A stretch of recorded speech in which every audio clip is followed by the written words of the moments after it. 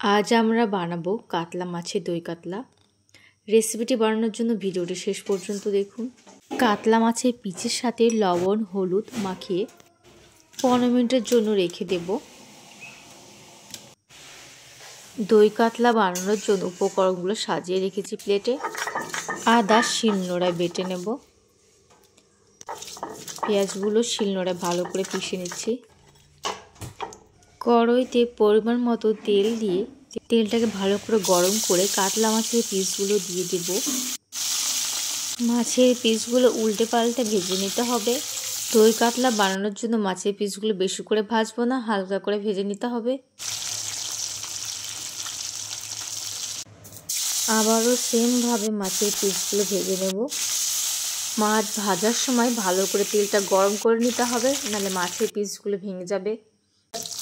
মাছের পিসগুলো ভাজা হয়ে গেছে, উল্টে পাল্টে ভেজে নিয়েছি। কড়াই থেকে উঠিয়ে নিচ্ছি।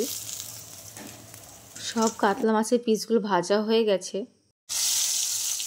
শুকনো লঙ্কা, তেজপাতা, পেঁয়াজ বাটা, আদা বাটা হালকা নেড়ে চেড়ে নিতে হবে। হলুদ গুঁড়ো, স্বাদ মতো লবণ, ভালো করে মশলাটাকে কষিয়ে ধনে পাউডার, জিরে পাউডার, একটু জল দিয়ে মশলাটাকে আবারও নেড়ে নিতে হবে। লঙ্কা পাউডার দিয়ে দিলাম 1 চামচ। লঙ্কা গুঁড়ো দিয়ে ভালো করে মশলাটাকে কষিয়ে নিতে হবে। কষানো হয়ে গেছে, টক দই দিয়ে আবারও মশলাটাকে কষিয়ে নিতে হবে।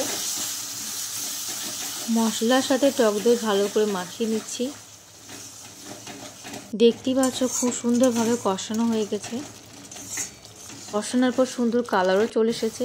পরিমাণ মতো জল দিয়ে ভালো করে নেড়ে চেড়ে দিতে হবে। ভেজে রাখা মাছের পিসগুলো ঝোলের মধ্যে দিয়ে দিব। সব মাছের পিসগুলো দেওয়া হয়ে গেছে ঝোলের মধ্যে।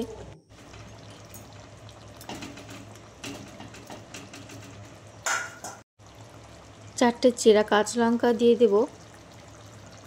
তার উপর ধনে পাতা কুচি দিয়ে 5 থেকে 6 মিনিটের জন্য ঢাকা দিয়ে দেব। 5 থেকে 6 মিনিট পর ঢাকনা উঠিয়ে আবারও নেড়ে চেড়ে দেব। ঝোলের সাথে মাছগুলো ভালোভাবে সেদ্ধ হওয়ার জন্য আবারও ঢাকা দিয়ে দেব। কিছুক্ষণ পর ঢাকনা উঠিয়ে আবারও নেড়ে চেড়ে নিলাম।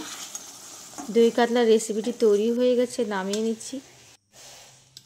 খুব সহজভাবে দই কাতলার রেসিপিটি বানিয়েছি। একবার হলো বাড়িতে ট্রাই করে দেখবেন। ভিডিওটি ভালো লাগলে লাইক, কমেন্ট অ্যান্ড সাবস্ক্রাইব করে পাশে থাকবেন।